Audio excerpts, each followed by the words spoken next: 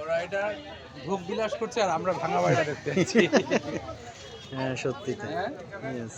ভোগ বিলাস করছে। এটা মনে হয় এটা গেট ছিল, মানে প্রাসাদের গেট। এই ভাগ দিয়ে মনে হয় ওরা পুকুরে গোসল করতে যেত মনে হয়। ওটা পুকুর না, এইটা প্রাসাদ ছিল না সেই? ওটা ছিল মনে হয় গেট। এই ভাগ দিয়ে ওরা পুকুরে গেছে গোসল করছে।